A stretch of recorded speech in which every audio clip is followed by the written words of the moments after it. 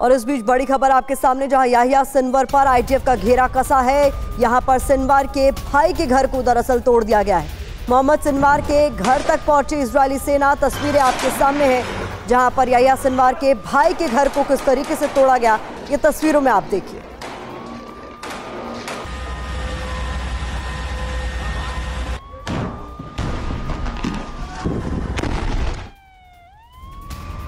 और हमास के बड़े कमांडर याहिया सिनवार पर नेतन्याहू का बहुत बड़ा बयान आ गया है। सिनवार की लोकेशन का पता चल गया है, ये ऐलान कर दिया है बेंजामिन नेतन्याहू ने। जल्द ही सिनवार तक पहुंचेंगे।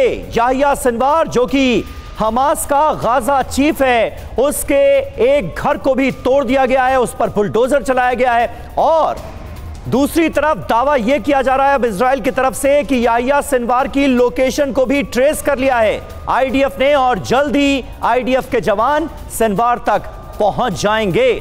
इस वक्त सीधे हम रुख कर सकते हैं गाजा बॉर्डर का, जहां से विपिन चौबे हमारे सहयोगी हमें ज्वाइन कर रहे हैं। विपिन, ये बड़ी कामयाबी, और पिछले 2-3 दिनों से हम देख रहे हैं आईडीएफ का गाजा के अंदर फोकस याहिया सिनवार है। अब सीधे सीधे बेंजामिन नेतन्याहू ये ऐलान कर रहे हैं कि लोकेशन ट्रेस कर ली गई है सिनवार की।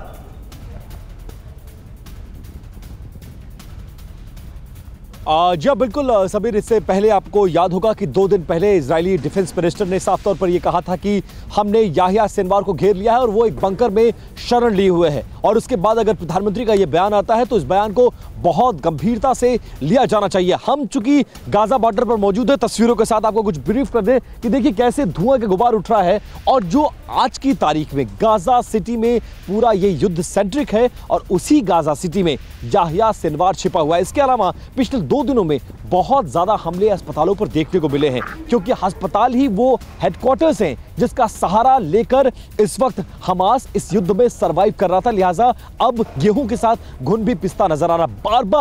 बार बार इजरायली डिफेंस फोर्स के द्वारा ये कहा जा रहा है कि अस्पतालों को खाली करिए, क्योंकि हमारे पास ये बिल्कुल इंटेलिजेंस इनपुट है कि उसके नीचे बंकर बनाए गए हैं। बंकरों में हथियारों का ठिकाना है। हमास के तमाम कमांडर शरण लिए हुए हैं, और उसके बाद तमाम अस्पतालों पर आज फिर से हमला किया गया है, जिसके बाद स्थिति और भी भयावह होती जा रही है। हालांकि तमाम ऐसे ऑर्गेनाइजेशन है जो इस हमले की निंदा कर रहे हैं, लेकिन इजराइल साफ तौर पर यह कह के बचता हुआ नजर आ रहा है कि हमारे पास इनपुट है, इनपुट के आधार पर हम हमला कर रहे हैं। अभी तक सभी की ऑपरेटिव्स को टारगेट करते हुए आईडीएफ बड़े दावे कर रहा था, लेकिन आज जो इस वक्त की सबसे बड़ी खबर है उसमें हमास कमांडर सिनवार पर नेतन्याहू का यह बड़ा बयान, जहां सिनवार की लोकेशन को लेकर यह सबसे बड़ा बयान सामने आया है। और यह इस वक्त की सबसे बड़ी खबर, जहां नेतन्याहू की तरफ से सिनवार की लोकेशन को लेकर बड़ी जानकारी दी गई है कि सिनवार की लोकेशन को अब ट्रैक कर लिया गया है, जल्दी सिनवार तक भी पहुंच जाएंगे। हालांकि नेतन्याहू का यह बयान जिस तरीके से सामने आया है उसमें यह भी विपिन अब साफ हो चुका है,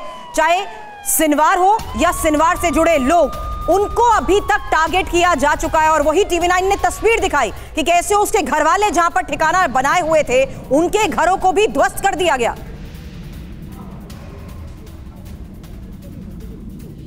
बिल्कुल 100% सही कहा सुरभि आपने, क्योंकि याहिया सिनवार ही पूरे हमले का मास्टरमाइंड है, जिसने गाजा की धरती पर बैठकर इस पूरे हमले को डिजाइन किया, हमास के लड़ाकों को भर्ती किया, ईरान, लेबनान समेत तमाम देशों से बात करके हथियारों को इकट्ठा किया, और उसके बाद अपने लड़ाकों को इजराइल की सीमा में भेजा, जिसके बाद उन्होंने ये कत्लेआम बचाया। लिहाजा उसको माफ करने का, उसको छोड़ने का कोई सवाल नहीं है। ऐसे में दुश्मन नंबर 1 आज की तारीख में गाजा की धरती पर अगर कोई है तो वो याहिया सिनवार है, जिसको घेर लिया गया है। कुछ घंटे का वक्त और बाकी, जिसके बाद संभवतः ये खबर आएगी कि उसे मार गिराया गया। हालांकि उसको जिंदा पकड़ने में पूरी कोशिश कर रही है फोर्सेस, लेकिन पूरी कोशिश यह है कि जिंदा या मुर्दा याहिया सिनवार को उसके किए की सजा मिलनी चाहिए। इसीलिए डिफेंस मिनिस्टर का पहले बयान और अब प्रधानमंत्री का यह बयान बहुत इस मामले को गंभीर बना देता है। बिल्कुल, मैं चाहूंगी विपिन आप हमारे साथ बने रहे।